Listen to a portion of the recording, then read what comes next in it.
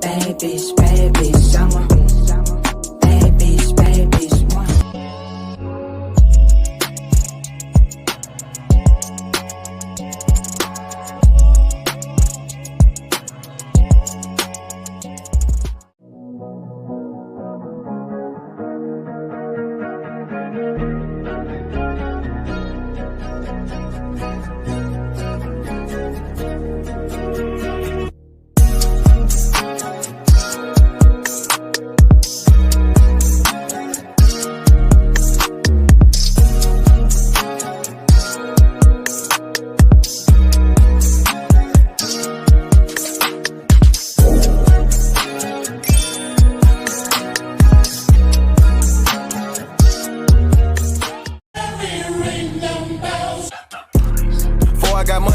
In the track kicking doors and I'm just being honest. If you want smoke, then we cook niggas up like an omelet. I'm just being honest. Throw me a 60 if I go to Magic or Honest. I'm just being honest. I keep a stick or a blicky in case it gets sticky. I'm just being honest. In case she know that I'm with it, I'm having this chicken, this trick, and I'm just being honest. Who really getting it? Be honest. Hey, posture be giving, be honest. She real like a pint. I got rats in the bank and these bitches be hooked like finest.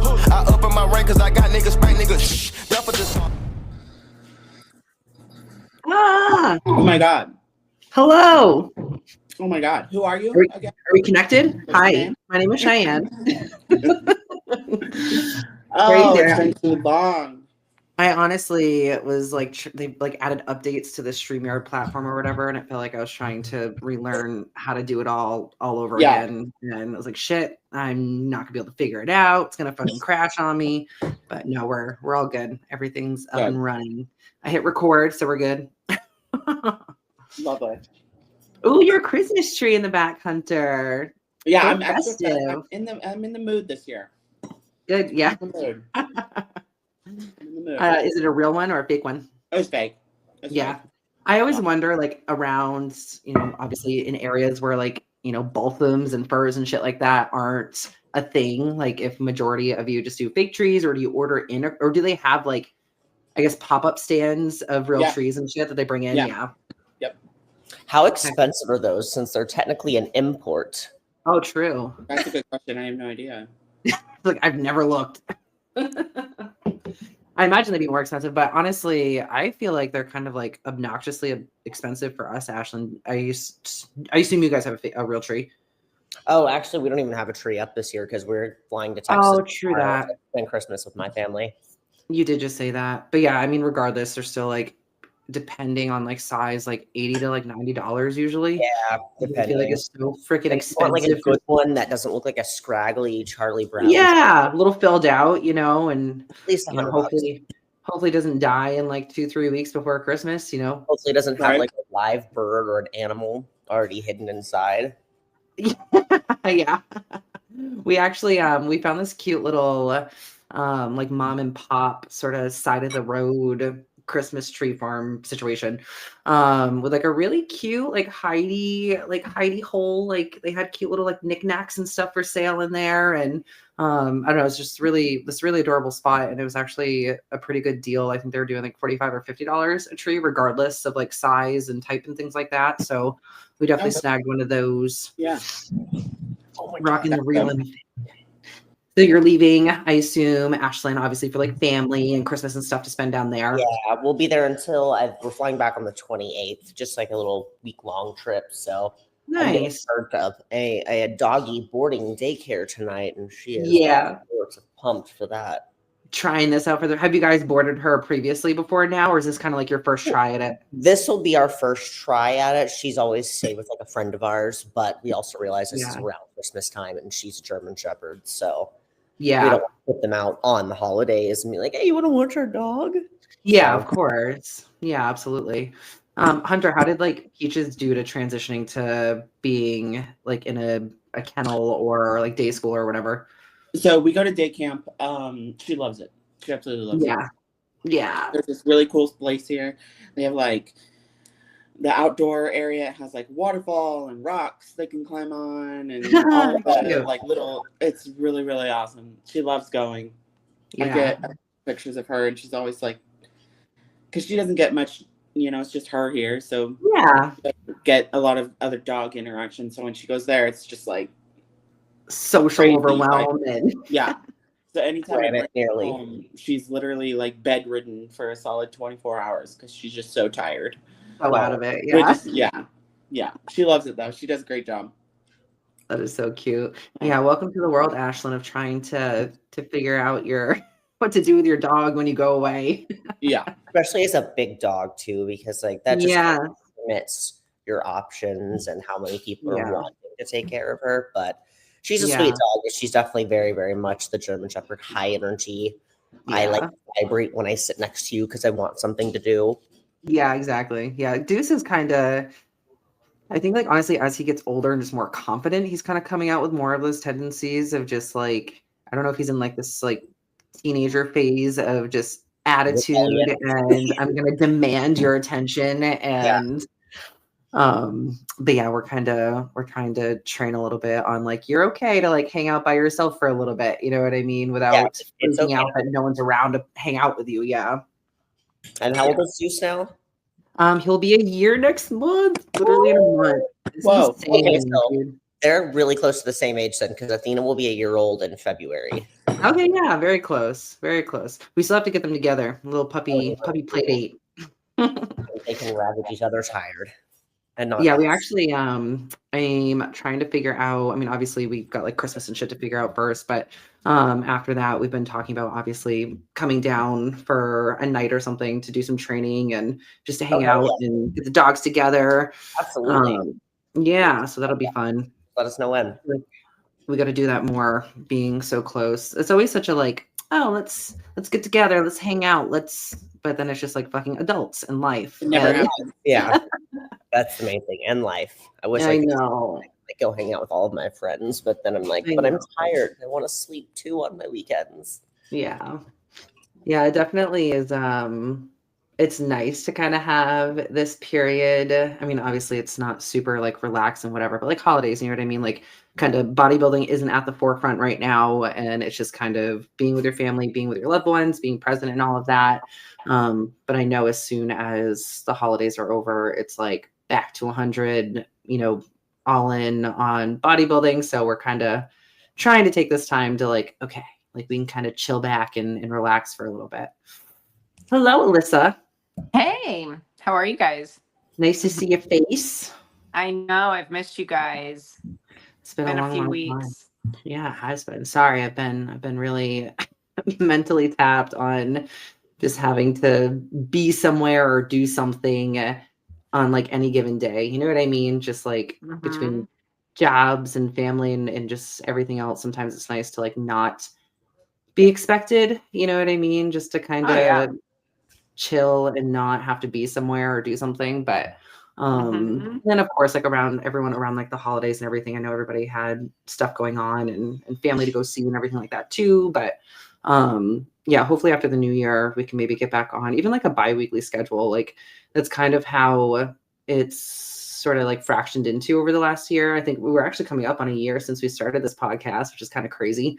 1 year, we'll have to do like a 1 year anniversary or something. But yeah, we're about like 30 or so episodes. So that's about like a once, you know, every other week or whatever.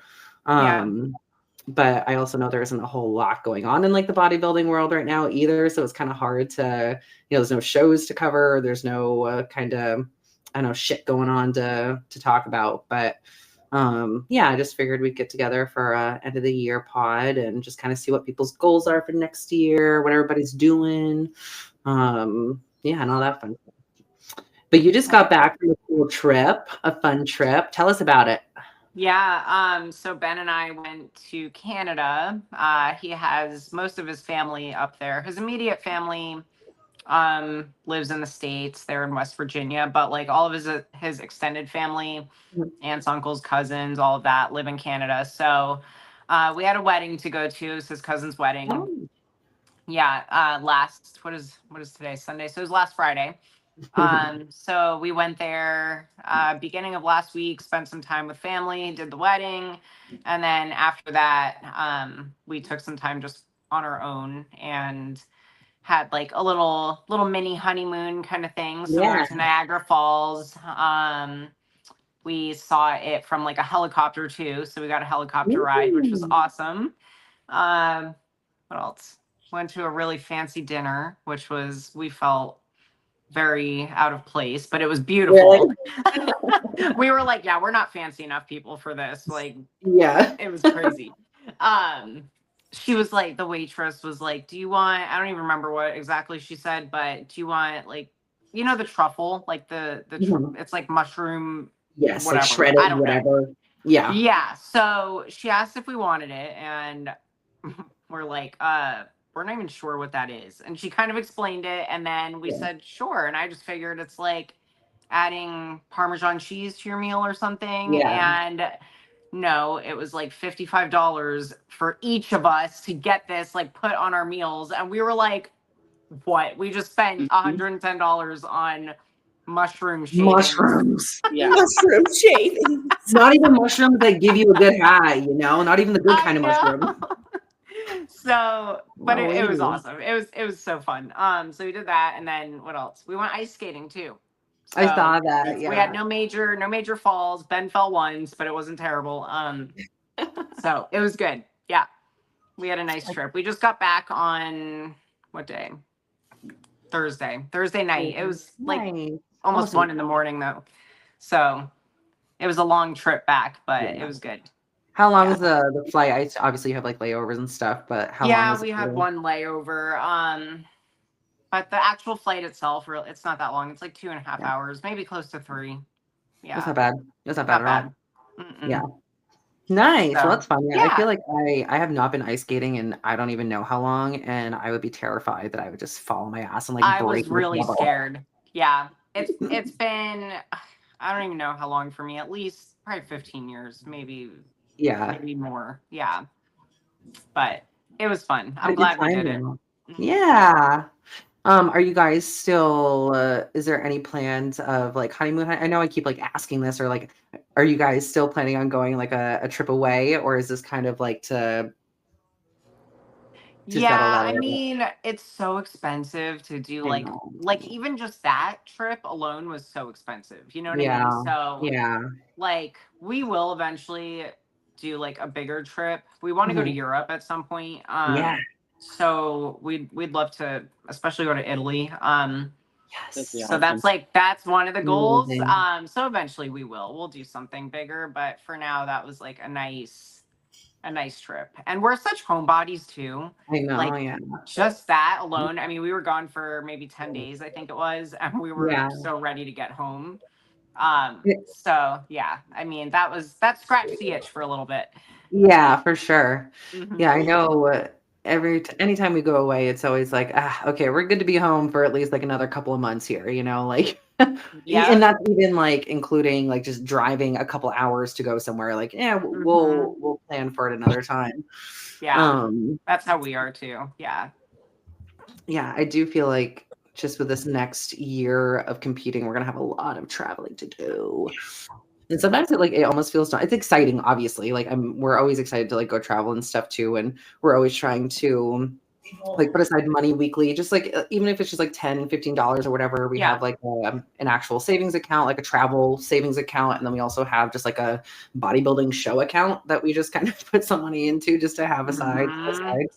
But I feel like it doesn't, like, regardless, I feel like you always end up spending more than you think you will on a trip. Yeah. Like, even if we save like $1,000, I feel like we're still going to end up spending like 15. You know what I mean? Like, on shit that you don't necessarily think or account for. But yeah. For sure. Yeah. I think Jasmine's going to join us at some point here. Oh, she's messaged actually. Yeah, she'll be on soon. Yeah, I kind of wanted to start the combo and just sort of see what if anybody has like, I guess, I don't know, just New Year's resolutions, or like, do you have like goals set over the next like year or so that you're trying to obtain, bodybuilding or not, you know, whether that's competing or not. Obviously for myself, I am working towards getting back to a pro qualifier. So prep for me is going to be starting pretty soon, which feels like it is a long time. I can't tell you. I feel like I know I'm ready for prep when I'm like, I want to do some cardio. Like I'm ready. I'm ready to do some like not just like the 15-20 minutes post workout, but like I'm ready to like do some cardio. Hit those 45-minute intervals. What was that, Ashlyn? Hit the 30 to 45-minute interval timestamps. Yeah, exactly. Give me some hit or something, you know. Give me something to make me feel like I'm working. But so yeah, I'll be starting prep January 10th, I think is the date that we've set. And the goal is going to be the Rhode Island show. That is May 30th. So it'll be my first regional, hopefully only regional to get to a national qualifier, but or pro qualifier. But yeah, we'll see. That's kind of the start of my year. Obviously, the whole goal for next year would be to turn pro. So I don't know. I'm kind of toying with a couple different ideas because I have a client that's doing junior nationals again in June. So it's like I think a couple of weeks before Universe, and I'm confident I'm planning on going to be there to watch her. So it's like, do I just hop into that and try it there? And then if it doesn't go well, do I jump into Universe after that? But yeah, so that's kind of obviously the very rough draft of kind of what's going on for me next year. And potentially Michael jumping back into competing next year too. I know we kind of were initially thinking like take next year off, like take the year off, yada, yada. But when we were down in Tampa, he actually got a chance to talk with Derek Lunsford, which is really cool. Derek kind of pretty much gave him the advice of like, if you're not trying to like, I don't know, really put on like mature, like dense, like if it's just like I don't know, like a 10-pound swing that you need to obtain, like he almost made it sound like it's better to just kind of keep being in the face or in front of the judges, I guess, in a way. And not to push like compete before you think you're ready, I guess, but he's also 36. He'll be 37 in the spring. So whatever, long and short, it's kind of been like, do we just do it next year? Probably the same shows, kind of shooting for like the Texas time frame and see what can be done. But so needless to say, it might be another year of both of us competing next year. But it'll be fun. I'm excited for it. I don't think that's a bad idea. I think like it's not like he has room to grow, but it's not like substantial, like you need an entire year off, to like put on like so much muscle. It's like gonna be little by little. I think I don't think it's a bad idea to compete every year if it's, and you can make so many improvements like while you're in prep too. It doesn't always have to be like, I know some people like still grow while they're prepping. So yeah. Very true. Very true. Welcome, Jasmine. Jazzy Jazz. Hi guys. What's up? I know it's been so long since we've done a little sit down chat. I know. I'm like, what do we talk about? We all needed a little. I think we all needed a little break, right? We all needed just focus on whatever we've got going on outside of bodybuilding and outside of that stuff. But we're just kind of chatting about I literally just started, but just people's next year's goals and kind of what we have going on for next year, whether that's inside bodybuilding, outside of bodybuilding. Do you set like New Year's resolutions, so to speak? Like I'm trying to save $10,000 next year or whatever the case might be. But yeah, mine is just focus on bodybuilding, but mine too. I'm going to do my pro debut. Finally. So 2026, pretty much going to start prep like January and just kind of see where we're ready, but have sort of a show in mind. That way, like there's something to push towards. Jacoby, the coach, was saying like, we can, because I suggested initially just seeing when I'm ready and seeing what show, that lines up with, but he was like, kind of sometimes need a show in mind or a date specifically to kind of help, align where you're at with the show, or for like a kind of a bit of pressure maybe to. And so we kind of like looked at this. The schedule is kind of weird. I feel like this year trying to kind of decide, what Justin's gonna do and what I'm gonna do, like because they've taken figure out of some shows, and they've taken open bodybuilding out of some shows. That's kind of like trying to figure out what would work for like both of us. So yeah, I want to do Chicago, but they don't have open there anymore. So you guys trying to do shows, obviously, I assume, try to be smart about it and do the same shows Maybe together. like around the same time. That way, you know, we're not traveling a bunch. Like he's not traveling when I'm a week, or, you know, vice versa, like having to travel unnecessarily when we're both very, you know, close to show is not always great. So yeah, but it's weird, right? Like they took open out of Chicago, and then, you know, figures not at like Legion, and some other shows around that time. He doesn't want to do Tampa again. He feels like he got bad juju there. yeah. So, but Linda Murray just put open in her show, Atlanta, so that might be fun. Yeah. And then there's Arizona afterwards that he could do, I think. Yeah, it's weird. It's weird trying to figure out when you got two competing at the same time, trying to figure out what works best. But yeah, it's totally different when it's like two pros trying to figure it out. Obviously, it's different if it's like you know, you're still in the amateur leagues, and you know what I mean. I feel like it's easier to kind of pair together. But yeah, when it's two pros trying to compete and do similar shows or around the same time in different divisions, you know, like yeah, absolutely, that can. I imagine that's probably posing some schedule. It seems like everything's pretty front loaded. Like the good shows are kind of front loaded, and that's just going to be too soon for both of us. We just obviously haven't started. He hasn't started prep, so we're already it's too late. So you know, like Pittsburgh, New York, all those fun shows are in the beginning. But we'll see. I'm excited. I'm actually feeling mentally ready. I've sort of like come to just like the decision that, you know, I thought that I had to win my pro debut to be considered successful. And I realized that's really, really hard to do. And I kind of come to terms like that's probably not in the cards, but I could still be successful even, you know, if I don't win, quote unquote. I don't know. I put that pressure on myself, and I didn't feel like I was ready in 2025. Like I was like, I haven't made enough progress. I felt like, why should I even do it? You know, if I'm not like gonna win, but that you know, it's so hard. It's so hard to win a pro show, right? Yeah. So like, you know, I have to find other avenues of feeling satisfied and successful with competing that aren't real, you know, going to rely on winning. And like, I still want to win. Yeah, sure. But I'm not going to feel like a failure. Yeah. Or that's not worth it if I don't. Yeah.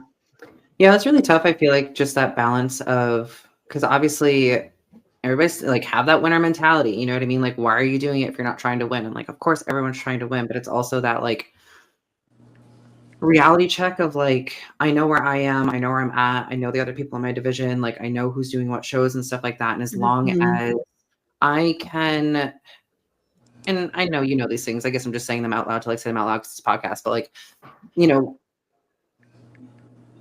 just making sure you check all the boxes and like you can look back at your prep and be like, I literally did everything I fucking could, and this is where I stand and this is how I look, and I'm happy about that. I'm proud of that because it is, you know, leagues improved or it's been improved since my pro card win, you know. And I think that for you obviously is like probably top of mind. Like I obviously want to look like I've improved since I got my pro card, and looking like I belong or, you know, am you know, I'm looking the part for the division that I'm in with the girls that are, you know, kind of up there in those like top 10, you know, top 5, whatever, Olympia places.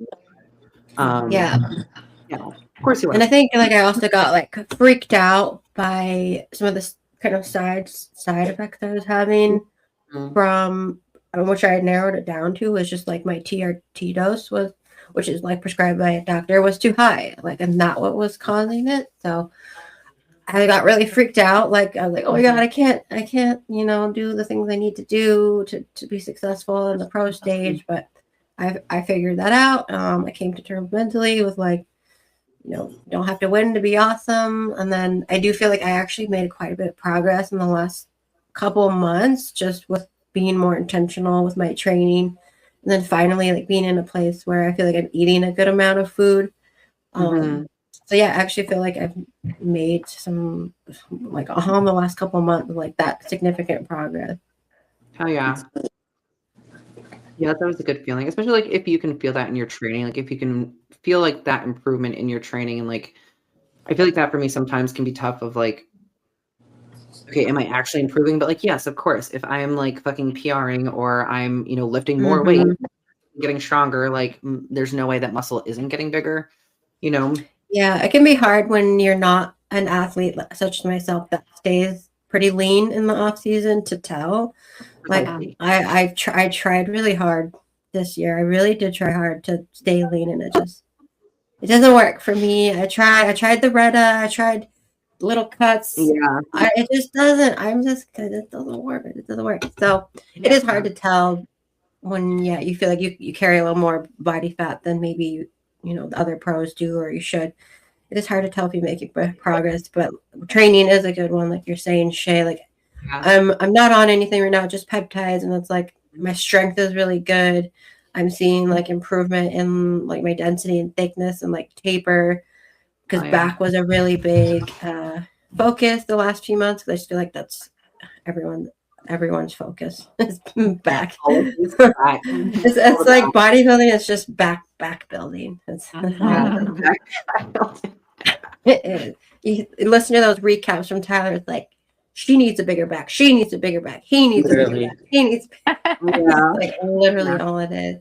Just say everybody needs to work on their back. Yeah. Never have a big enough back or shoulders. Back and shoulders. Back. Yeah. That seems to be the biggest too. Always, everyone's always trying to improve. But, well, heck yeah, I'm excited. Obviously you came in at like the tail end, but we'll be prepping together, or at least starting prep together. So I'm really pumped about that, to kind of have a friend that's kind of going through the thick of it too, and be able to check out how it's going as it's going and all that fun stuff. But Hunter Henderson, what are your plans for next year? So I just got a new coach, as you guys know. Oh yes, it's been awesome. It's been a great show. I really, really like Dom. Really, really like him. We haven't shows for 26 is not even on the radar right now. My plan right now is to take 26 off and grow. Okay. Back, arms, shoulders, all of that needs to come up. So that's my plan, but him and I haven't gotten together on that and talked about it. I'm sure he would be on board with that too, but 26 is just about growing. Yeah. So are you gonna do some more powerlifting? Like some more. I saw you had a barbell back in your training. I was so pumped about it. I saw it on my program. I was like, yes. And I was talking to Joe and Bree, and I was like, so what about a bench only meet? Something to like dip my toes right up your alley. Yeah. But yeah, I've been missing the compound lifts because I have not done a barbell back squat in probably like a year and a half, 2 years. Yeah. Wow. Which is crazy. Whoa. Yeah. I've been on the hack. I've been on the Smith machine. I haven't done a barbell squat. Yeah. So I've been missing the compound movements for sure. I know, it's just unfortunate that they really just like don't have a place, in body. Like you can do them for like fun, but if you like really or like look at them, the risk versus reward, what you're getting out of the movement, it's like it sucks. I'm like, I want to do it. It's fun. I want to do like a 1 RM deadlift. I want to do these bench, but it's not applicable to me, specifically what I need. So like, damn it. Kind of need to like take the time to like veer off, kind of have fun with those. I think they're fun. Definitely. Like it's been tough not having. I say tough, like obviously you work around it, but like no squats, no like true like deadlifts, like platform, straight up deadlifts or what have you. And I think maybe I'd mentioned it previously, but I tried getting under a bar to do a squat. And I remember. 135, nothing crazy. Just You're like, 135. I could not even do, and even just like, and just this is like poor on me for not like working on my mobility and shit like that. But like even just like this motion, trying Yeah. to hold the bar, I'm like, I gotta have like this, some weird fucking way to figure out how to fucking grip the bar. But it didn't go well. Went down, went back up. I was like, nope, we're gonna go back to the yeah. Nope. Which is so sad because like there was one point where like I really felt like, I don't know, like I was doing 315 for like 8 reps, 8 to 10 reps or whatever, and like it felt like good. And like I'm just gonna keep building on this and growing this. But then, like you said, Jasmine, it's like they're good for building strength to then be able to carry them into like a leg press or a hack squat or something like that, where you're really gonna like, form these muscles. Why are you shaking your head, Ashley? Because I know it's not gonna work. I used to, it No. was just like all about like strength goal chasing, and Yeah, exactly. It was great for me, but I didn't put on much size in that time frame. Exactly. Yeah. I think they're great like as a foundation, just learning to move your body, building a foundation and in your strength and your abilities, and that does carry over. For sure. So when I started, probably when we all started, we did that. I think it's great for great for getting in there as a beginner. I do think that like you should do that as a beginner. But when you get more specialized, when you start to like, okay, now I'm trying to fine tune certain parts of my physique. There's not, there's not really a place for those things and training unless you want to just kind of have fun for a few months, whatever.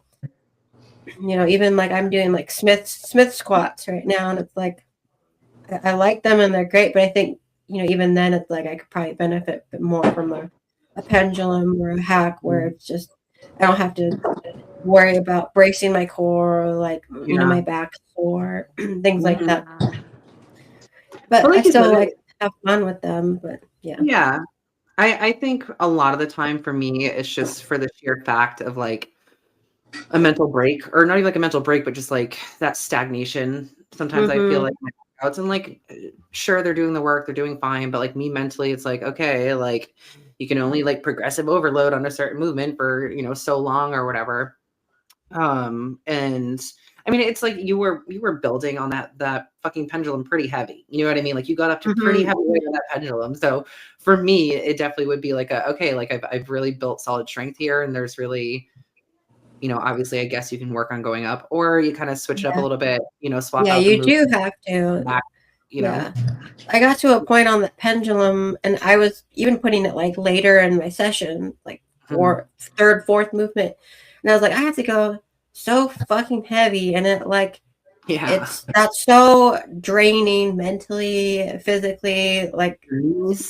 So I change it up, add a band or start making it tempo to make it harder. Because sometimes it's like, oh my god, I have to go so heavy to get what I like on the like Cybex squat press, that leg press. Like I don't want to have to put on 8 plates. Like it's just even. It's like god damn. That's more of a workout than the actual leg presses at that point. Yeah, exactly. For sure. Yeah, loading that like by loading 8 plates by yourself. We have 100-pound plates too, and like even that's like, oh my god. Oh yeah. And just hopefully you don't freaking drop it on your foot, golly. I have a fear of that because I dropped a 10-pound like bumper plate on my toe maybe 4 or 5 years ago, and my toenail fell off. It turned black, and I've had like a fucked up toe ever since then. And that was 10-pound bumper plate. I've done that too. They fused my foot due to that. You dropping it, like just pulling off a weight, just dropping it right on top of the bridge of my foot, and I went into the X-rays whenever I was actually getting the like just general arthritis looked at, and he goes, "You've broken this foot a couple of times," and he like pointed out all the different spots on the X-ray. Like a couple? When did you do this? And he's like, because I know my podiatrist from the gym too. That's the funny thing, and like so he knows what I do. He's very familiar with me, and I was like, I've definitely dropped a plate or two on my foot. exactly what it looks like. And you could see there was like 3 or 4 spots where just bones were just straight lined across fracture. Oh my gosh. But I feel like we have such a mentality of like, can I put pressure on it? Is it still, you know, I know exactly what time frame this was too. Yeah. So I feel like we often lie to ourselves sometimes. Of like, it's not that bad, you know. We all do that because I just saw Ken, what's her name? It's a bikini pro. She's like a coach. She's something Kendra. It's a Pike. You know what I'm talking about? Oh, I know. Anyway, I forgot her name. Kerrigan. Yeah, she just competed with like a broken foot, like so in heels. You can't tell, but she did the show with a completely broken foot. So yeah, maybe we're all a little crazy.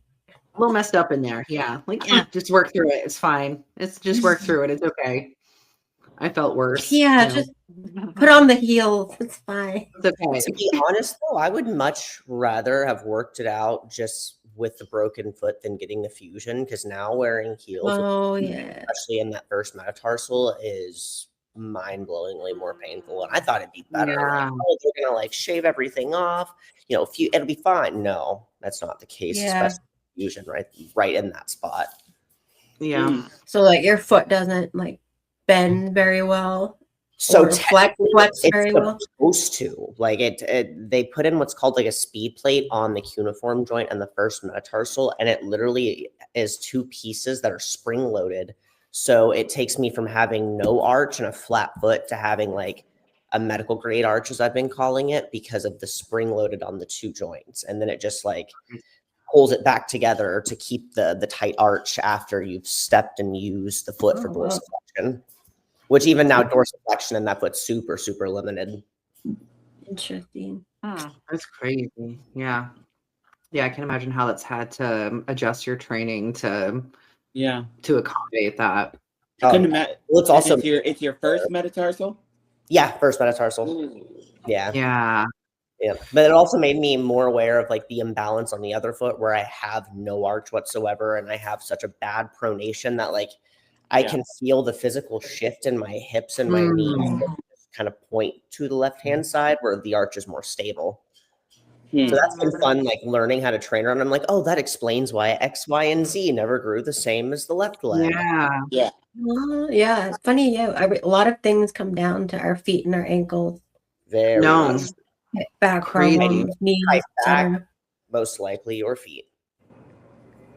Even just like, and this isn't related to like feet or anything, but like I noticed just, I went to the dentist recently. Hunter, we chatted about this very briefly. I went to the dentist for the fucking first time in God knows how long as an adult. But they were very surprised at like how decent like my teeth were, but just the I don't know, just how like little shifts in like where your bite is or something, and like how that can affect just like I feel like I'm always I'm like always up here, you know what I mean? And just like tight and tense, and just like how the little minuscule like adjustments can like really like fuck up like just tightness or pulling something or like headaches or like whatever. It's crazy. It's crazy how much these little fine things can really matter. Have you ever had your jaw worked on in like a deep tissue session? Oh, it's so painful. Oh my God. So painful. It hurts me still. Like I have a little bit of TMJ. It's like it's so. Yeah, see, that's the issue I have as a TMJ, and he'll get like right into that upper just. I can't. I started to feel like good after a little bit. Like holy shit, I didn't realize how much trauma was there. Yeah, definitely. But it's interesting. It's an interesting one. I've had her work on, I didn't have her do, she just kind of started doing it in one of my sessions, but just like really like massaging like my hands. And I'm like, Jesus fucking Christ, there's so much like just built up like soreness. Just, you don't realize there's like an issue there until someone like touches it and you're like, ooh, ow, like that kind of hurt. Like, when did that happen? From gripping stuff, training, probably, you know.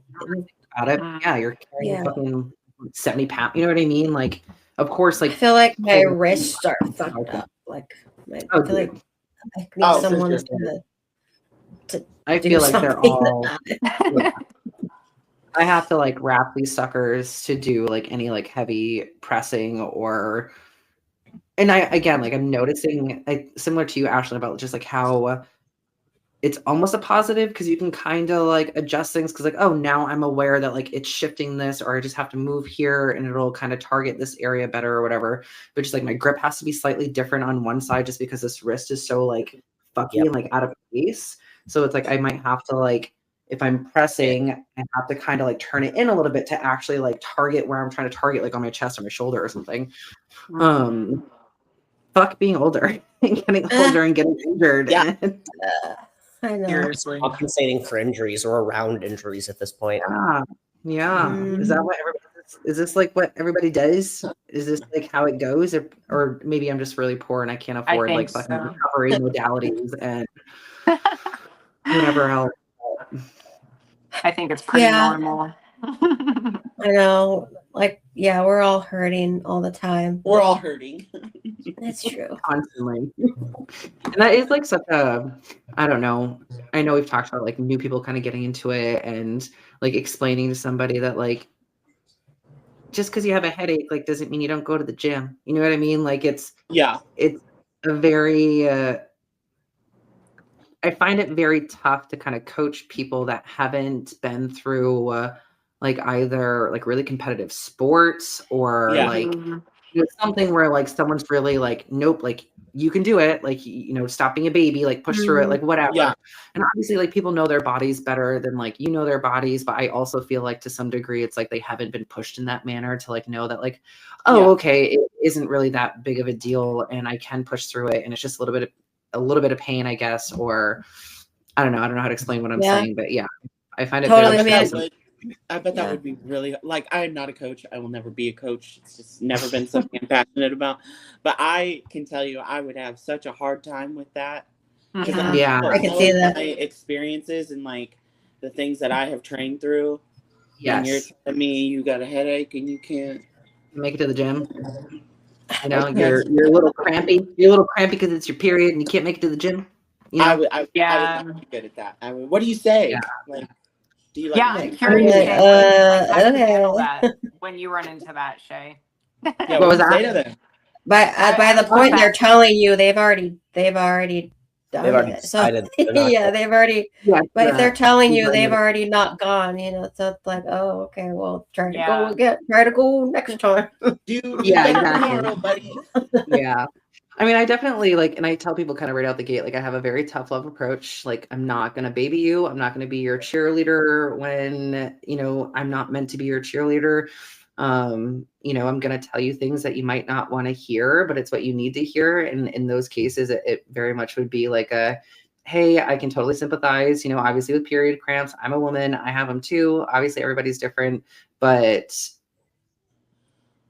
life is going to happen. You know what I mean? Like your car's going to break down. That's not an excuse to be like, oh, okay. Like, I guess I don't go to the gym. And obviously like everybody's like life situations are different. You know, maybe you live like fucking 5 minutes from the gym and like, you can't fucking Uber, whatever, you know, but like, I don't know. I'm very big on like where there's a will, there's a way. And if you don't have the will, you're not going to get there. You know what I mean? Like I can't want it more than you do. So if you're just going to back out because you have a headache and you can't train or whatever, what's going to happen when you're waking up because you're 6 weeks out and you're on fucking carb cycling and you don't want to go to the gym because you fucking feel tired, like you're not going to go. You know what I mean? Like, I don't know. I very much try to set those expectations up pretty early on of like, this is, especially if it's like a true like bodybuilding client, like, hey, I want to get on stage. I want to compete, not just, hey, you know, I'm kind of thinking about getting into bodybuilding. Can we do like the lifestyle thing to start or whatever? If it's somebody that's like truly like trying to get on stage in the next, you know, 12 months or whatever, it's like, this is going to test you in ways that you have probably not been tested. This is going to, you know, you're gonna like life still happens. You know what I mean? Like life is still going to happen whether you want it to or not. Like it doesn't stop just because you're in prep, or it doesn't stop just because you're feeling like you had a bad day or whatever, you know, like you still have to show up for yourself. And if you can't do that, then I can't do that, you know? Yeah. You find out pretty quickly, I think, when you have a client, if they're gonna be a good one or not. It's pretty easy to tell.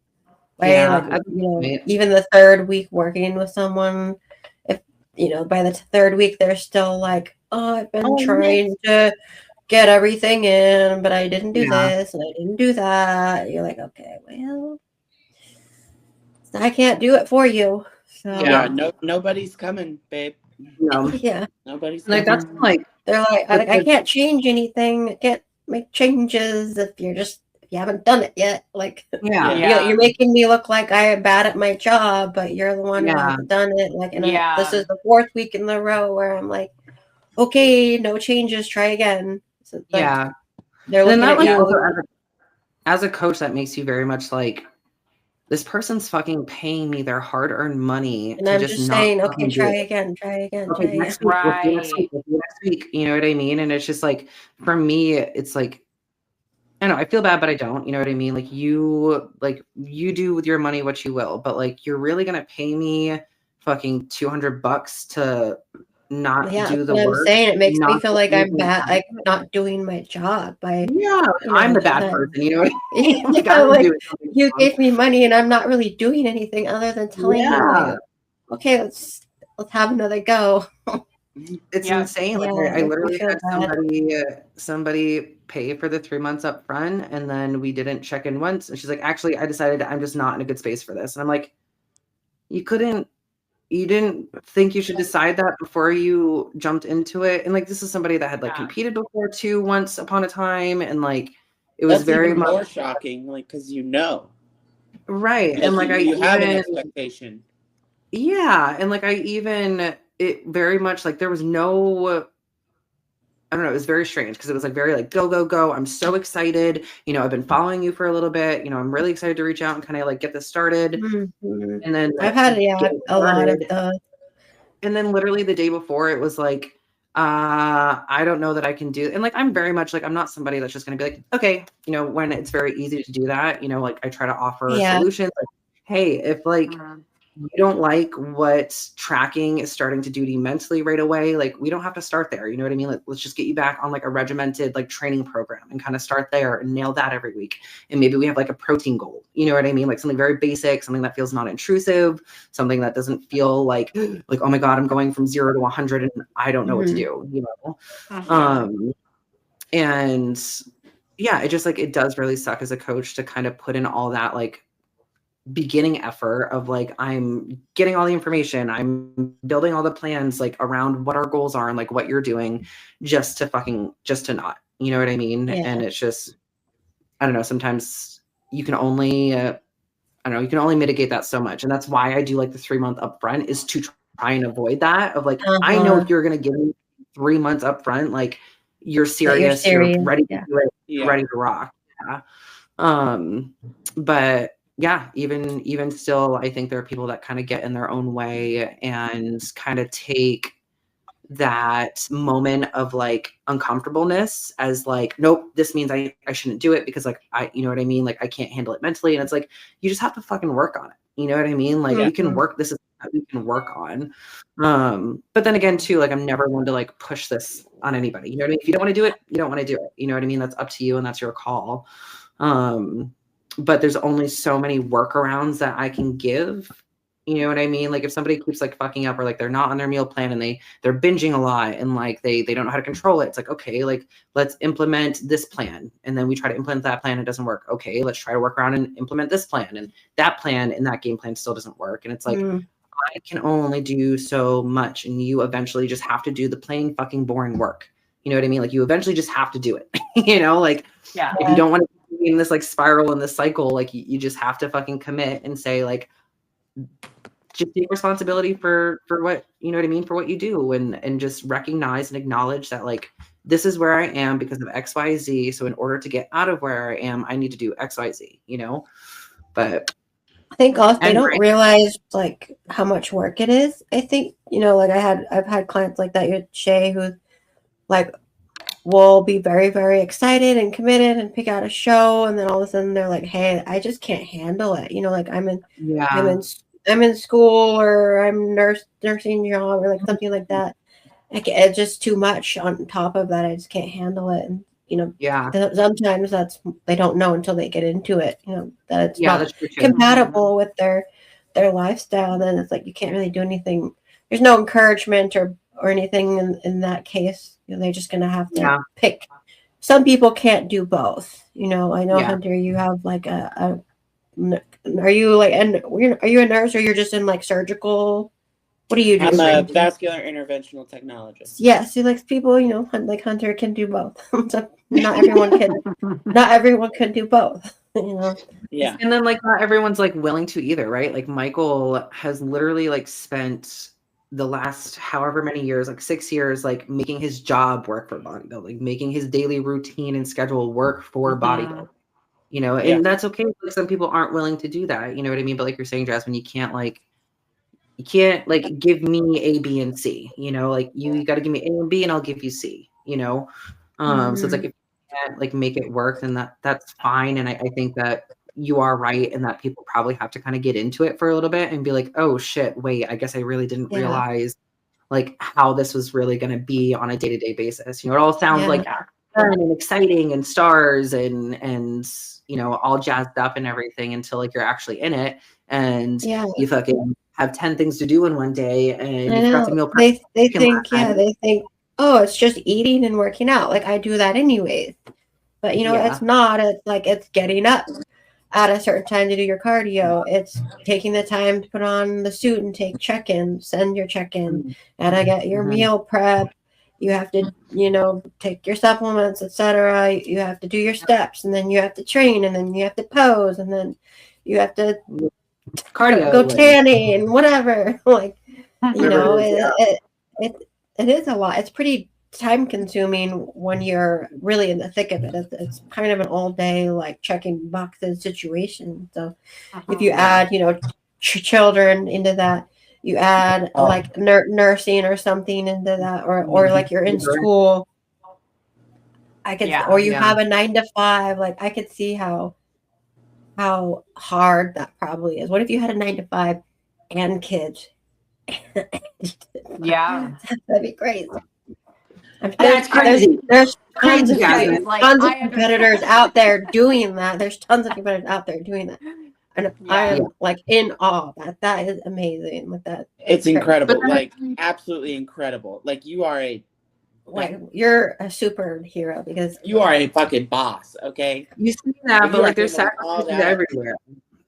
You know what I mean? Like if it's not sacrificing something in bodybuilding, I'm sacrificing being at home at a decent hour to make Quinn dinner. You know what I mean? So like there are still, it's not like I'm perfectly scheduled and everything is like fitting perfectly and no one's suffering and I'm not suffering. Like there's sacrifice in all of like the little, whatever, the little fucking buckets. You know what I mean? So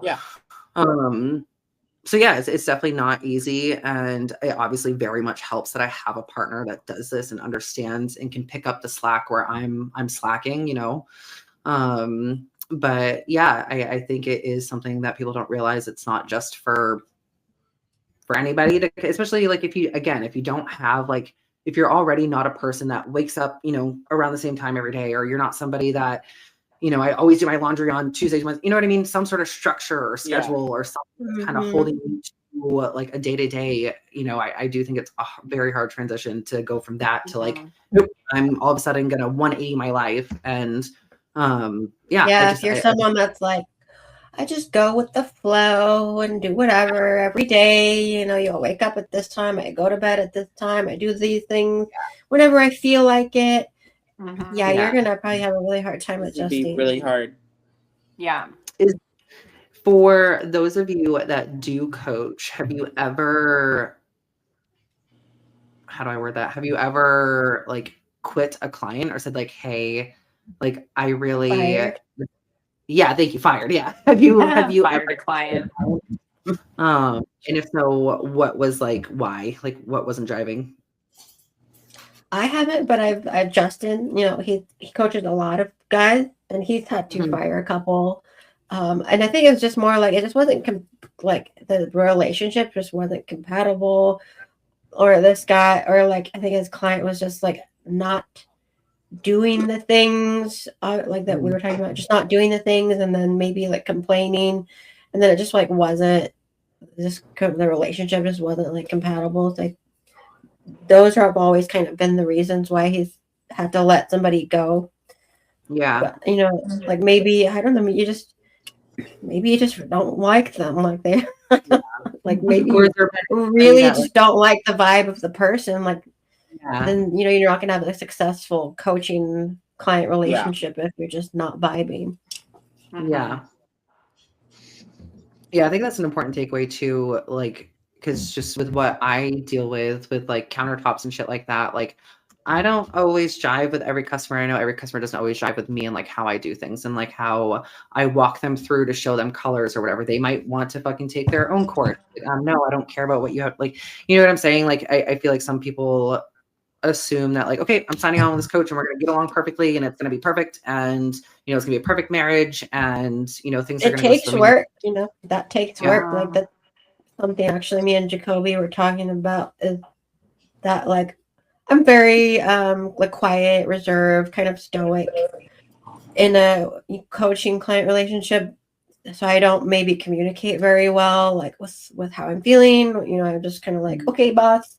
Like I'm not, and it kind of hindered the process because maybe I should have spoken up more about like, okay, I feel like I'm not making good progress here, or you know, just more communicative about like where it's at, feeling, and just even like, hey, I'm not that, you know, I'm not that hungry, or blah blah blah, so that it would make the process better. And I'm quiet, you know, I'm just like, I'm fine, that's good, I'm fine, I'll just, you know, and that actually Yes, girl.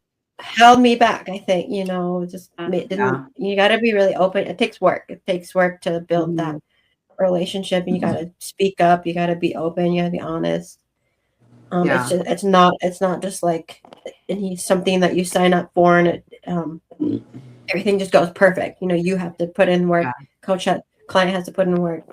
Everyone has to communicate openly. Yeah, something that I'm gonna try work on better. Just being more open instead of just being like, okay, sounds good. Yeah. Thumbs up the message and move on. Yeah. I'm gonna try like be more open. Yeah. Better. I think part of that is also like not almost like telling yourself that like, it's okay, I can just like let it slide. You know what I mean? And having that mentality that like I can fix it on my own. I don't, you know what I mean? I don't need to bother him with the fact that like, you know, my car broke down earlier this week and, you know, whatever it is. But obviously, as we know, like that's very useful information as a coach to be like, okay, so that's why you're probably up 3 pounds because you fucking spent 3 days stressing over XYZ or whatever, you know? But like you said, yes, it is very, very much like a learning curve and trying to figure out like, okay, what is important information and what is just like filler. Yeah, I know. Share, especially when you have a coach that has a lot of clients, you know, like Jacoby has a lot of clients, and then, you know, he pays very good attention to each one. Like you don't ever feel like you're falling by the wayside, but I do feel like I need to be very like concise and very just like straight to the point, that maybe I let some of those important things that I should be relaying, you know, go. Yeah. But because I feel like I don't want to bother him, you know, I don't want to take up a bunch of his time when he has so many clients. But, you know, he specifically said to me like, hey, you just need to lay it out there, lay it all out there, say what you want to say, and just don't worry about that. You know, like it's his job. You know, he's just doing his job. I struggle with that too. I'm like, gosh, I feel like I want to ask questions, but I don't want to bother them. Yeah. I want to know these questions and clarify this. So you and me, Hunter, we both just ask them. They want us to. I think they want us to. Yeah, they want us to. And I think a big thing too is like if the information that you provide isn't of value, or they think like, okay, like, you know, they're not going to address it. You know what I mean? Like they just share what you want to share. Those are saying yeah, you know what I mean? Like, all right, keep doing what you're doing, you know, whatever, you know what I mean? Like, I mean, obviously it might be nice to get that acknowledgement of like, did you hear what I said? But I also think too that like not everything needs to be acknowledged, and it's just like, okay, perfect. I'm taking this in as data. I'm logging it. Jasmine, you know, fucking did XYZ this week. Okay, cool. so I think like that too is like just say what you got to say, and like they'll determine whether that is, you know, something they want to pinpoint or focus on or expand more on. Yeah, and just let them worry about it, right? It's their job. Yeah. Mhm. Yeah. Totally. On the inverse, what do we think kind of, and I would like your take on this, Hunter Henderson, about when we think it is a good sign to kind of start moving on from a coach, and like what, like obviously, and again, these are all like very case by case scenarios, and like we say all the time, like, you know, you should stick with a coach so they can learn your body and they can, you know, do X, Y, Z, be able to build a foundation and a base with you and get to know your body, whatever. So like where's the balance between that and like saying like, this isn't serving me, and I know that things could be done better here, so I'm going to, the grass is greener on the other side. Yeah. So in my specific scenario, I was able to watch Cameron Cheek and Brianni interact. Yeah. And it was very, very different from what I was getting. And I was getting far, far less than what she was getting. And it kind of like, because, you know, in prep, you got the goggles on, you don't really see everything. Yeah, it's like almost being in like an abusive relationship where you're like, like I didn't, you look back, you're like, why, or people might be like, why didn't you leave? And it's like, it's some, in the moment, it's so hard. I know. Yeah. It's so like, then you're just like, what the fuck do I know? You know what I mean? Like, yeah. So like at Olympia, he only had me check in once that day. What? And I didn't see that at the time.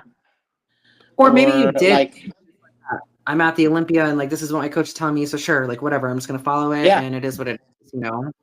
Yeah. And then towards the end, I was like, hey, dude, it's like, I don't feel like I'm responding. I'm up in weight. You know, at Tampa, I was in the 160s and now I'm in the 170s. Yeah. I don't feel like we're doing anything here. I don't feel like I'm responding. And his response was just not what I was looking for. It kind of made it seem like I was being emotional. So I was like, you know what, I'm good. I'm okay. Where the road at. Yeah. I'm okay. Yeah, because it definitely is like it's not like you're some fucking first time fucking competitor that doesn't know your cues and like your body, and like we all know that like pictures only do so much, and you know what you're seeing in the mirror, you know what I mean? And like obviously, yes, you got prep goggles, whatever, but you also have like a team of people around you that are probably also like, you know, it doesn't look right. Yeah, it doesn't quite look right. So I think especially for like pros at your level, like it should be okay to be like, hey, I'm like not responding. Like I feel very watery, I feel bloated. And then the coach should definitely be like, okay, like address it. You know what I mean? Be like, okay, yep, I see what you're seeing. I get it. Let's maybe shift directions and like try this instead. You know what I mean? Like I think part of it too is like some coaches don't really take the feedback from their clients in a way that's like, I don't know, constructive. You know what I mean? Like, okay, so what I'm doing with you specifically isn't working. So maybe we can shift gears and try something else. And it's more or less like nope, this is my way of doing things. I do it XYZ way. And, you know, sorry you're feeling that way, but just follow it, you know? And it would be different, right? If you had, you know what I mean? Like looked more conditioned or felt more conditioned. It's like, okay, sure, I'm up in weight, but I look more conditioned. Okay, something, you know what I mean? Like obviously it's working, but like it wasn't driving and he didn't listen. And that is a very, and it's not like again, it's not like fucking NPC, fucking Northeast. This is a fucking Olympia. This is literally the biggest dance of the fucking year, you know? I know. You were able to like compare it with, you know, Bree's prep and what she was receiving. And you were able to see like the differences, you know, between the two styles. Like the attention to detail was just insane. So that was kind of what I was gonna wonder and ask you to clarify on. So when you say you didn't feel like you were getting as much, is that more or less what you mean? Just like kind of it would be like there's so my diet, there's a supplement that he had in there that had 10 grams of carbs in it. That was not noted. You know, so like the attention to detail It was just kind of like very vague. Yeah. Very, Oh, like that Oh, wasn't kind of even like a counted blanket. in, like your carbs. Yeah, that was Yeah. not total. Yeah. But Yeah. that was in till the end. That supplement. Yeah. Right. It's a pump product from Evogen. Oh, yeah. Well, Mhm. that would have been like where you should pull from before maybe like your food or, something like that. Yeah. It's like he wasn't looking at the plan every time. It's like he was just kind of skimming. Yeah. And then I think you also spoke that he like wasn't great at addressing like mitigating your fatigue and kind of managing your recovery. Which that's huge. Running myself into the ground. So did training change whatsoever from when you started prep to leading into the Olympia? Like, was it like any sort of like, okay, let's dial back this, or like, let's, not do 5 sets, let's do 2, or? So after, I'll send you the original training program he sent me. But after Atlanta, Joe and Bree took over my training. So it changed drastically. That's great. Yeah. And I'm willing to bet you were feeling like your fatigue was being managed a lot better on a not 5. I feel like, no more 5 sets of 20 on hack squat. Whew. Oh my gosh. Did they like take over your cardio too, or were you still doing like the cardio that he had? He stayed on top of my cardio. Yeah. Did you let him know that you weren't going to do his training anymore? It was just kind of like, I'm just going to shift gears. I told him, I was like, hey, I'm going to go a different direction with my training. Sorry. I just need something a little different. And he was cool about that. It was very, because again, like obviously I worked with him for 10 or so weeks, and I didn't get a chance to go through the training program because it was still on the tail end of Michael's prep, whatever. So I was still doing our regular training.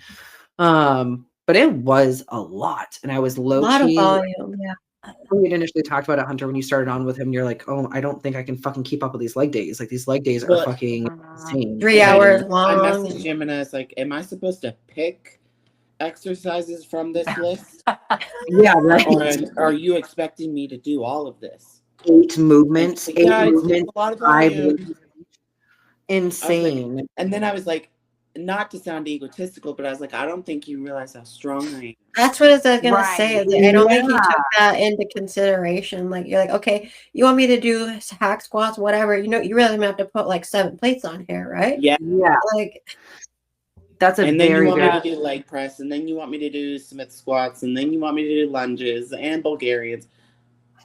You're like, I'm going to be loading plates on all day long. Yeah. And your joints and everything gonna feel crusty. I did one leg session all the way through, and by the end I was just putting 1 plate on each side. Just to say that I did.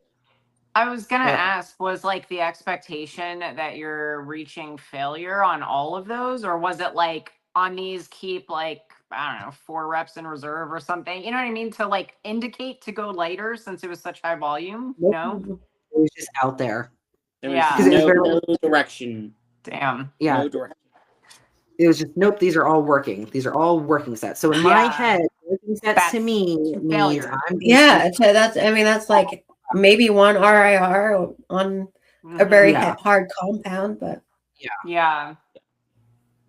crazy. So it just sounds like you very much did not, because like, I don't know, that's such a, I'm trying to like have us talk about it in a way that like helps other competitors realize that like, maybe I'm not in like a good, like symbiotic, like, good relationship with my coach, or like things aren't going the way they should go.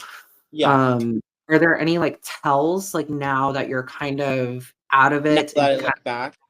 Like any tells of like the training program, it was just like there was nothing tailored to me.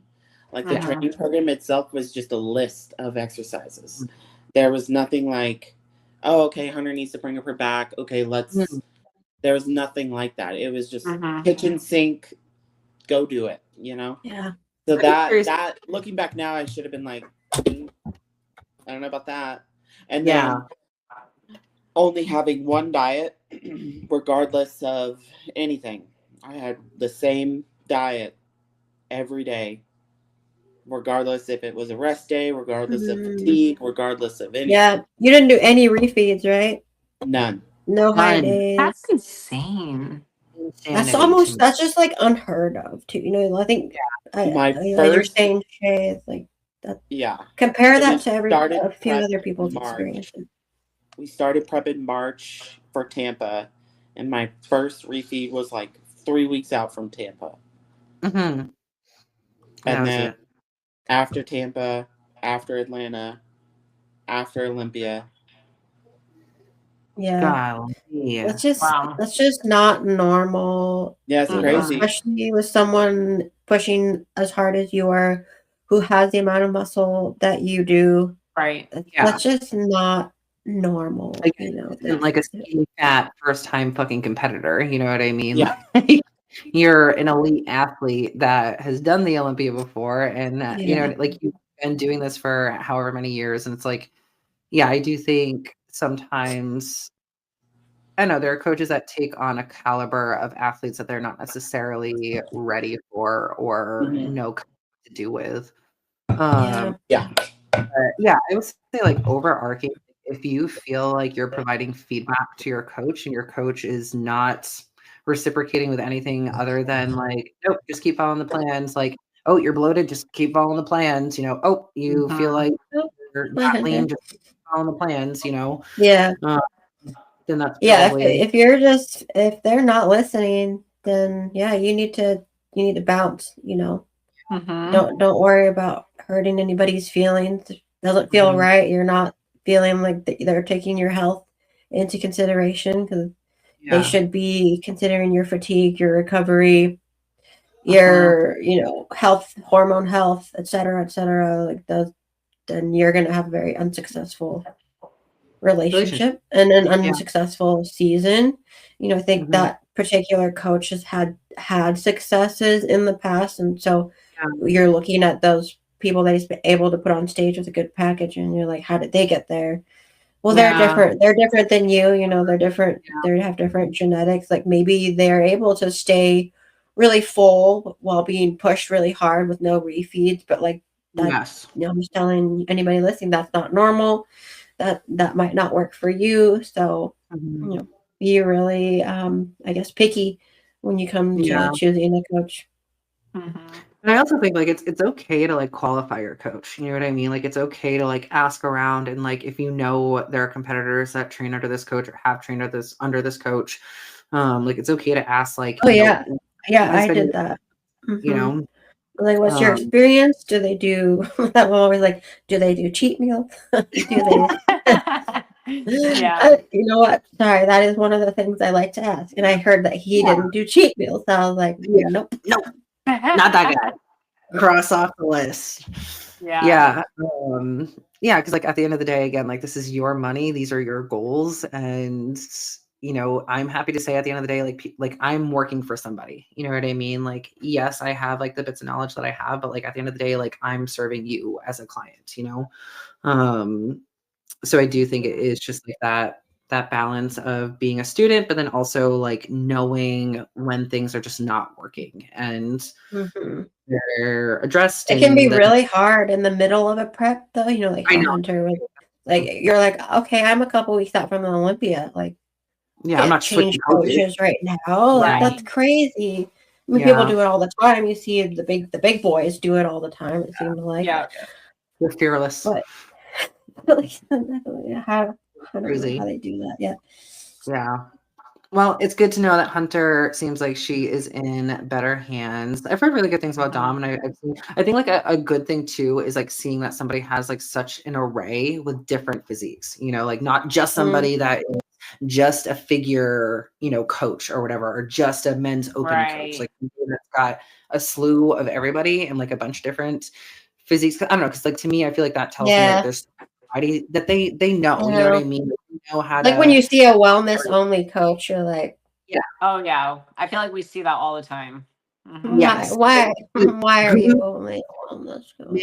Glute master coach or whatever. Like, we see that a lot. We see you. Just train your fucking glute. Let me just look at pictures of your let me just look at like 20 butts every day. Crazy insanity. But yeah, I'm excited. I'm excited for this upcoming year. I'm excited. I mean, I'm not excited that it's the end of the year. I think it's crazy how quick 2025 seemed to have gone by, and I feel like Christmas should still be like 3 weeks away, and it's fucking 4 days away. Yeah, which is insane. I'm not ready. I'm honestly not ready. I'm so unprepared this year. I know. I haven't I've bought most of the things I wanted to buy, but I haven't. It's all sitting in Amazon boxes downstairs. I need it. I hate wrapping. Oh, I hate it. Someone do it for me. I hate doing it. I'm so bad at it. I will say I'm usually a procrastinator in that, but I did get it all done last night with like the exception of a couple things I'm still waiting to end. So I feel very accomplished in that regard. But when it comes to just, dude, it's been like the weirdest year to like Christmas shop for Quinn. Like he's at this weird age where it's like little kid toy things aren't cool anymore, but then also was he like 11, but he's not like adult yet either, you know. Yeah, exactly. Really adult things, you know. So I would be trying so hard to like keep my child a child. I don't have kids. I don't have plans, but like just to keep them a child as long as possible. Like it's so hard in this day and age. It's so hard.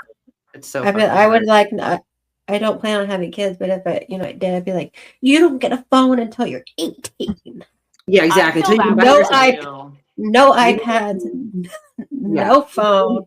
You can get it when you can buy it. You can have MSN Messenger. They still have it. That'd be crazy. Yeah. AOL. You can get a flip phone, a razor. That's it. That only. Oh my gosh! Text. I remember that. Doesn't get on the internet. Yeah. Has no no apps. Yeah. Does Quinn have like Instagram, and is he like? Yeah. Okay. Not that. Well, I mean, I say that, but he has keep him away from it. Keep him away. Keep him away. Yeah. At least from like socials, like there's no like that for me. Like I don't even know. I even say like 16, but even then in my head, I'm just like, fuck. There's so much like that. Did you see the Australian ban on social media for? Oh, I did. Yeah. I mean, obviously they're still going to figure out a way how to use it, but there was like a couple girls that put out videos on the news in Australia explaining like why they wanted the social media back or whatever. And, one of them was get ready with me videos. And she said, I don't have a purpose if I can't put out these videos. Like, I don't have a purpose. It gives me purpose. It's scary. And it's this 14, 15-year-old girl saying that making these silly little videos like gives her purpose. And like, this is exactly the reason, why this ban should exist. Kids should not be making their self-worth related to social media content, validation from strangers. Think about how much happier, you guys are about the same age, like how much happier our childhood was probably in comparison to, I feel like the childhood and the teenage years that they're having now. I agree. Everything meant so much more. There was even I've been getting into like buying CDs and like listening to CDs. But like, remember when you would like go to the store, like wherever you went, Sam Goodies, Walmart, wherever, to get your CD, and you got your CD, and you like went home and you put it in your boombox, and like that ritual and the effort and the reward is like that. We don't have that. I feel like that doesn't exist anymore. Everything's just readily available constantly all the time, and I think that I think is like the root of the problem. It's just it's too easily, and you remember like going to like Blockbuster on Friday, picking out your movie, just like the life experience and memories I have from doing things like that. And the kids these days, like, they don't have that. They don't have those experiences. Burning CDs, you know what I mean? Like making mixes for people. Just stuff like that. And like now it literally is all just, it's just in your phone, or it's so meaningless, right? Everything's just so vapid and meaningless, and it is interesting, like seeing a few of the things pop up over the last few weeks of like there was one thing I saw the differences between, I think, just not strictly businesses, but just like the color palettes of like, you see what McDonald's used to look like in the 90s, and then you see what and it's like all modern, monochromatic, millennial gray, like all of these very like just not like fun, playful, like invigorate, like there's not like it all just feels very like cement and just like very jail. It's all like sugar cubes with astroturf, like yeah. And I really into like kind of architectural design and stuff like that, and most of the houses I like are like mid-century modern or like Victorian, or just when things were fun and there were individuality in homes and there was color, and not everything had to be like this marble and white and gray, and it's like the world is, I feel like, got so colorless and sad. And how do we bring it back? I know. Meanwhile, here I am with like my mostly black fucking wardrobe, I know. I do have a hard time with color. Yeah, wearing color. I like it in the home, maybe not on my body. Yeah. Agreed.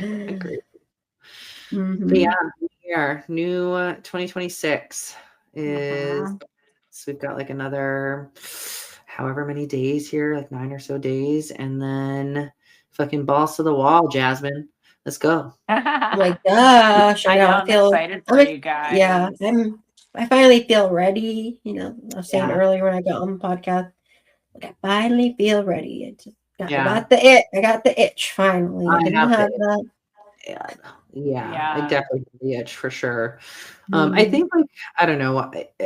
If I was told by somebody like, you need to take a full year off of compete, like from from the end of your show till when you start a prep needs to be a year plus, like I would do it. But I really feel like this entire year has felt very, at least like towards the tail end. Like I know I'm ready because I feel like I don't fucking like, I just give me some change. You know what I mean? Like give me like some sort of like switch up here, because I just feel like this is monotonous, and which is probably what I need, I guess. But yeah, I definitely, I don't know, after this year, I don't think I want to wait an entire year plus, because it'll be like a year and a half by the time I'm on stage from when I was on stage last. I feel like I want to shorten that a little bit personally. Yeah, totally. I know, I think Milos was saying on a podcast that the athlete who competes every year will maybe make more progress than an athlete who takes, an next 3-4 year long off season, which, you look at it like, actually, I think, you're right. I think you get a lot more out of that dieting and that rebound. Kind of, you make a lot of progress there in that rebound phase. So I can see that, if you're doing a show every year, but you're doing it like healthy, you're making sure that you're taking the health phases and checking your blood work, etc., how that could be true. So you do make good progress getting out there and just getting shows under your belt and getting seasoned. So I can see how that you could. So I feel like I do really well in like a rebound, and like that's when I make my most progress, is in that like 6 to 8 weeks, like post show or whatever. And I don't know, and like what you were saying earlier, Jasmine, I definitely hold more body fat in the off season, and I try not to, and I try to keep it tight, and then it's just like my body doesn't want it. My body just doesn't want it, and like that's okay, and I've kind of come to the terms like, I know that I've done this enough to know that like I can get there again. You know what I mean? Like I'm not letting myself so go that like I know I'm not going to get there in time. But it's also like I feel like if I'm in a higher body fat percentage for an extended period of time, and that body fat has more time to solidify and just like get used to. It makes it harder to kind of kick things back up for me personally.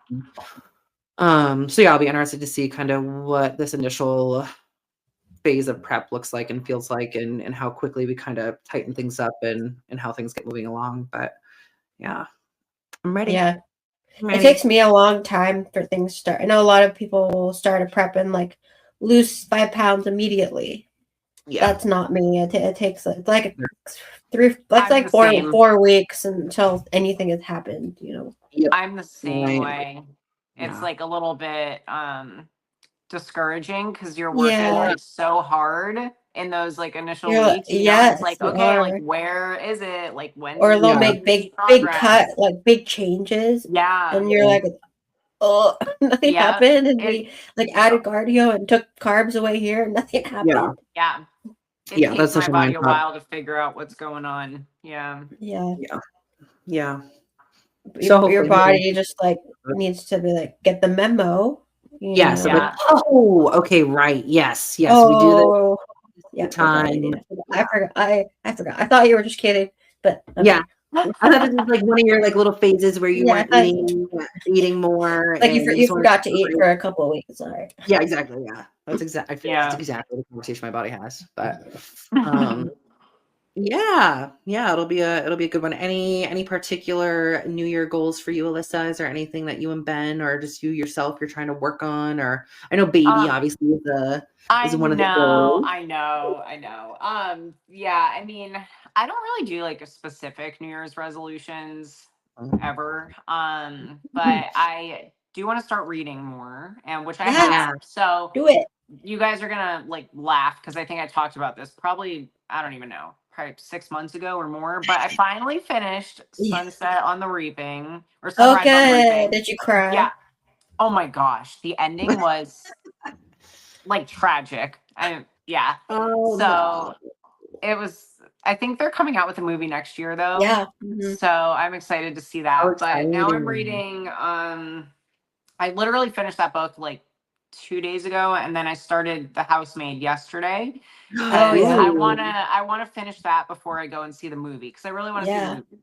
So I'm like on a little bit of a roll now with my readings. So I want to try to stay up with that. Yeah. I do a book club that's I don't do it. I'm part of one that's screen page to screen. So like we'll read books and then watch like their adaptations. And so we just read Hamnet, so I need to go and watch that movie. But the book was it's really fun to do that. Like we're gonna read Game of Thrones in January and then rewatch but yes, it's fun to do that, see the adaptations. That is cool because, and it also like I'm feeling like it gives me like some motivation because I'm like, okay, I gotta get this book done so that I can go and see the movie. You know? See the movie. It's a little bit of it's a little bit of motivation for me. So yeah, definitely reading, working on making a baby, which I'm like so excited but so like nervous about too. You know. But who wouldn't be? I'm trying not to like feel weird about feeling nervous. I'm like, okay, it's a normal feeling. It's a normal feeling. Yeah. It's a big thing, a big life. Yeah. Big life change. Yeah. And then I know you guys have seen like on my Instagram, I'm training upper body again, like fully in it. So I will, whenever I come back to competing, I think I'm going to do women's physique. Like, I was kind of like, will I do women's physique or figure? But I think women's physique is like where it's at for me. And I'm like embracing that. I'll be a smaller women's physique. Like, I'm not thinking I'm going to be like humongous. But yeah, like it's not going to be like that. But I don't think it has to be. I've seen like smaller women's physique girls do well, and it's just it's about the shape. It's a shape thing. So I think if you're just well balanced and have good muscularity and conditioning, you're good. Conditioning, then it's I think that's fine. Like Sarah is relatively small. Yeah. Like I mean, she's just so conditioned and symmetrical and good shape, but she's pretty small, I think. Yeah. You see her in person, you're like, just a tiny little thing. Not massive monster, Right. And I think it's just kind of being okay with like, I know my best package that I've brought for like women's physique was in 2020 when I did Arizona Pro. And I got 6th at that show, and I look at that, and there was a little bit more like that could have been done, but it was a great look, and I'm like, Yeah. why did I? It's like, okay, we watched an interview recently with Samson, and Mhm. what they tried to do in the Olympia was like bring Yeah. something that wasn't like his thing. You know, they Mhm. tried to like they really like dieted him Push. down to Yeah. the point where he couldn't Mhm. like bring it back. So I'm Yeah. like kind of thinking about that and thinking like I have to play my own game, and I can't try to look a certain way that I think like women's physique is Needs to supposed to be. look. I need to look how I look my best, which was I came very close to my best at that show. Yeah. So I'm like, I've already proven that I can do that. So And you why did I place. think? Yeah, Yeah, when you right. place at a women's physique fucking pro bodybuilding So show, it's insane. yeah, but it's kind of like what Jasmine was saying, like you feel like it's not enough and like that you have to win Yeah. and whatever, but it doesn't need to be that way. So Yeah. I'm gonna go with that. But everything like served Yay. a purpose too, right? Like going through wellness and doing wellness, which I don't think you necessarily like didn't love. You know what I mean? I think there was at some point Hmm. you really kind of looked like it was very much suiting you, and but Yeah. sometimes it takes kind of going through something like that to realize like, no, I think my home is back in women's physique. You know, I feel comfortable with Hmm. training, happy there. Yeah. And then yeah, just coming to that realization that like I can be the best me and still do very well, you know? Yeah. Hmm. And it's okay if it doesn't win me a show. Maybe it does, maybe it doesn't, but that's okay. So Yeah. I'm yeah. stoked. I'm stoked to see a more messily Alyssa with some Thank you. yeah. It's Yeah. really So that's what I'm doing in the meantime. Obviously, I'm not like cool. taking anything at this Mm. point. Yeah. But I I typically grow pretty well. Like if I'm eating enough and like training Mhm. hard, then I'm decent at like being able to put on muscle without Yeah. Without, extra yeah. help. So yeah, so that's kind of Yeah. Are I'm you like doing just any? make as much progress as possible, like during this time, and Mm. just kind of go from there.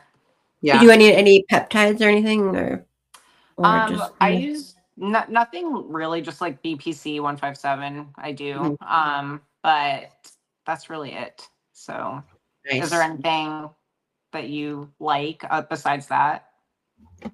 I've been trying tesamorelin the last. Okay.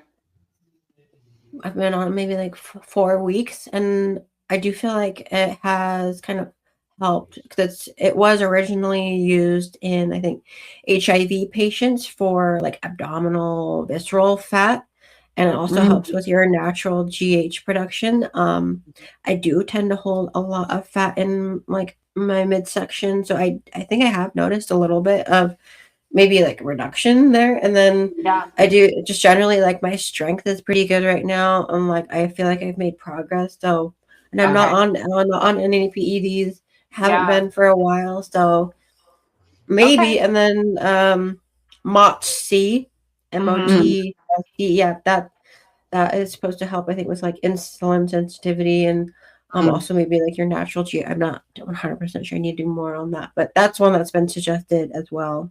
Yeah. Okay. So might look into Yeah. it. No, definitely look Yeah. into this. Mm-hmm. Yeah, I'm very big on like trialing, like obviously like doing your kind of standard initial research and like, okay, why am I taking this? You know what I mean? And like, okay, I'm taking Mm-hmm. it to improve my, GI function or my, whatever it is, like, where I hold my body fat, but just like trialing it. You know what I mean? Like Yeah. it's not like fucking, I don't know, fucking something that's gonna like burn away like your body from the inside or whatever. Like if there's been studies, Yeah.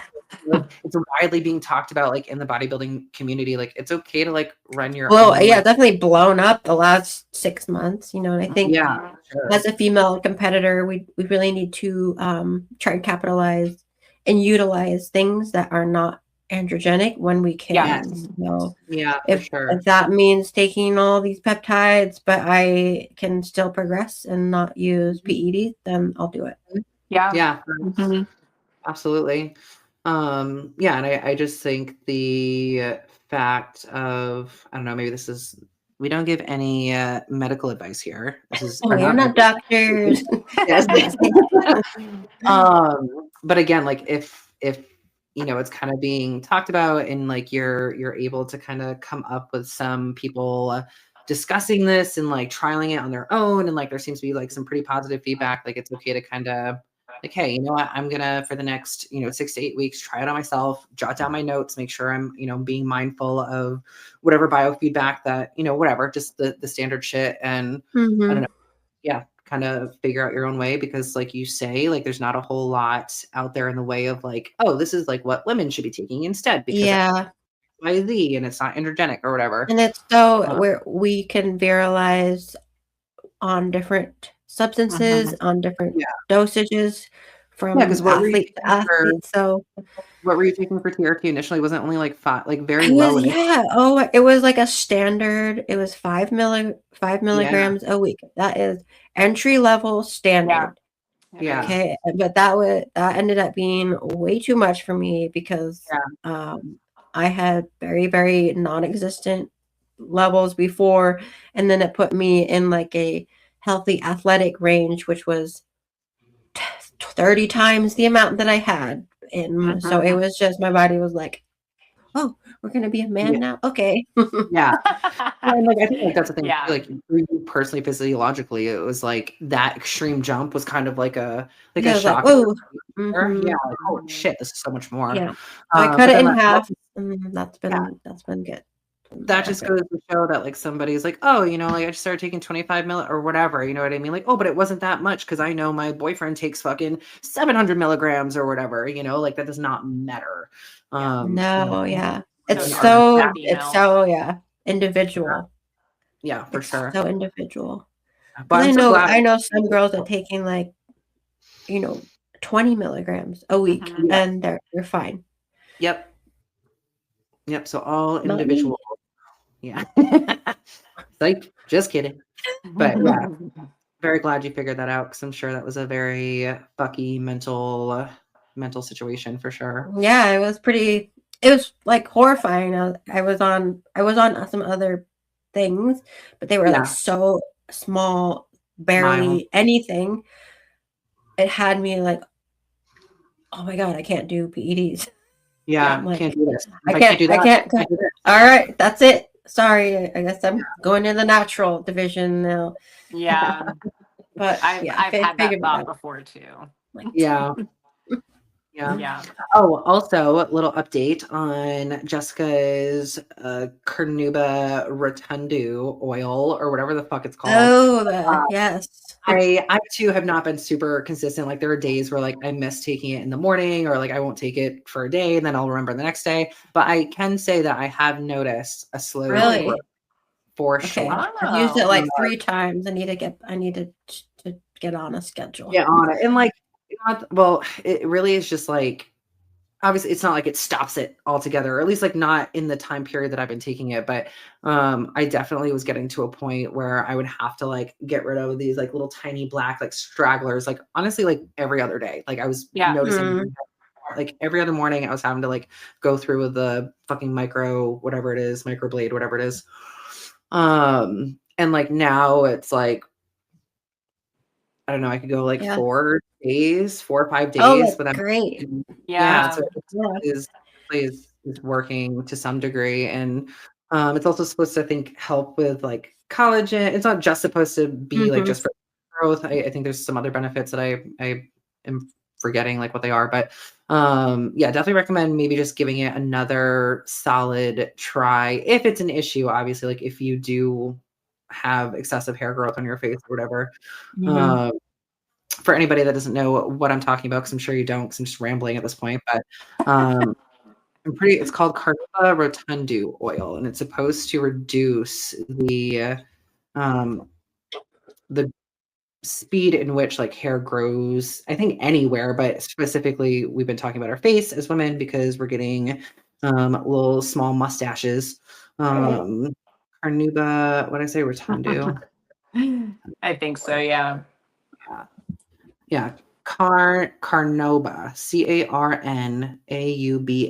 rotundus, rotundus. But yeah, so I just wanted to give a quick review and let you ladies know that it is That you're doing. noticing I'm something. noticing a change. Yes. Something. How often are you putting that on? So per Jessica's suggestion, she was doing it 2 times a day. So like that was my goal of like trying to do 2 times a day. But Oh wow, I'm 3 noticing, times a day. yeah, morning and night. Oh wow. What were you Have doing? did you get like once a week? Well, Did you get breakouts or anything? Because it, oily. No, actually. And I normally I feel like I normally, well, then again too, it just could be because it's dry as fuck over here being in the wintertime. So my face could use the oil. But normally I would say that if I had an overly oily face, I do notice breakouts more. But with this, I haven't experienced any negative side effects. The smell is have you noticed the smell is kind of funky? It's like a rosy smell, kind of, yeah, like a little bit I don't know, for me, it's rosy. like an auto shop mixed with rosy, so it's weird. It's a very weird scent. But in again, this is even me forgetting to use it maybe a couple days in a row and going back to morning and night, and then maybe I forget the next morning and then I do it at night. So it hasn't been consistent by any means. But just in the attempt of trying to do it 2 times a day, I've noticed a change. So maybe give it a try. Maybe give it a try. I've been getting laser every 4 weeks, which is game changer. Yeah. But I could do something to help, in the meantime, the little scragglers away. Yeah. I do not like that laser. It's not fun. It's not fun. I don't like it. It hurts more than nobody talks about. I feel like for me it's quite uncomfortable, especially here. Yeah. See, I didn't have them do it there. I was doing it here, my chin. I feel like it's not bad here. Too bad, yeah. No, but I feel like this would be. I get my full lower, so here and here. Ouch! Is really bad. Yeah, that would be bad. How long does it take for a session? It's maybe a minute and a half, 2 minutes. Okay, but it's really fast. It's not, but it's still I'm yeah. Is there residual feeling afterwards? Do you is it it feels hot and kind of a little bit you got a little sunburn, kind of. You're burning away. Yes, zapping all the, and I do have a couple freckles and moles that I feel it kind of zaps extra hard, because it goes after the pigment in your skin, so you can't tan or anything. Before your sun exposure, you got it. But there's a couple moles that are super red after. Maybe I'll try it. Maybe if it's this oil isn't whatever, really doing a solid job. Because again, I've been off cycle as well. So it's who knows how this is going to respond when I'm back on cycle. True. But laser has been something that I've been considering, and it would be for a stash. So thanks for preparing me for the uncomfortableness. Also a money thing too, of course. But figure it out. It's not as expensive as I thought it was going to be. So full face where I'm at is $150. Oh, that's not bad, session, actually. Which I feel is not bad. Yeah. So if you're just doing a little, it's probably a lot cheaper. Yeah. True that. Yeah, they charged me. It was $100 per session for chin, and then just kind of a little bit down. Yeah, neck, chin. Yeah. Yeah. So maybe I'll look into it then. It'd be a good one. Yeah.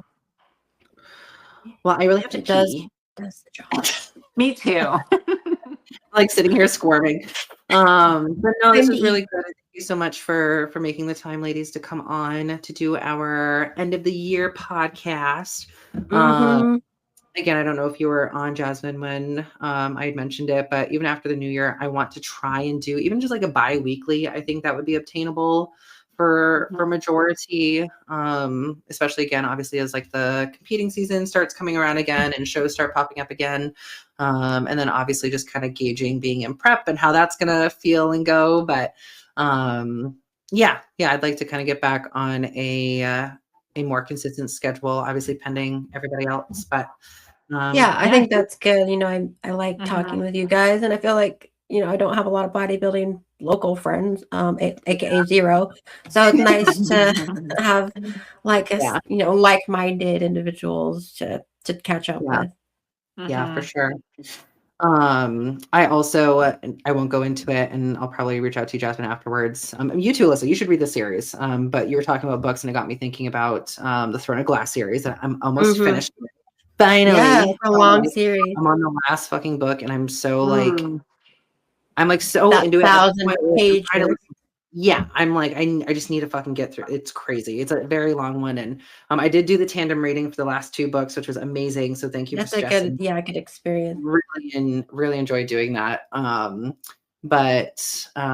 Yes, Alyssa, the whatever it is, the housemaid, handmaid. What is it? Housemaid.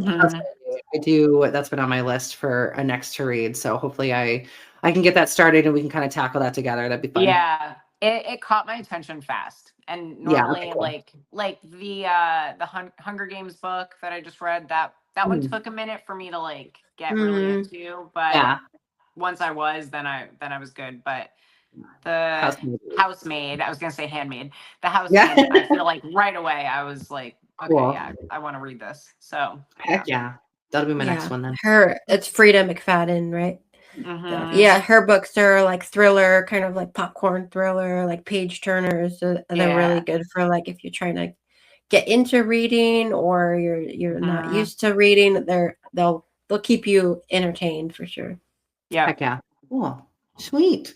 All right, my ladies. Well, I hope you have a good rest of your Sunday and a good Christmas week. Merry Christmas. Yes. Merry Christmas. Travels if you're traveling and all that fun stuff. But we'll kind of reconvene on when we'll get together next. And have a good night. Yeah. All right. Good. Merry Christmas, y'all. Bye, guys. Bye. Yeah. Bad bitch, summer.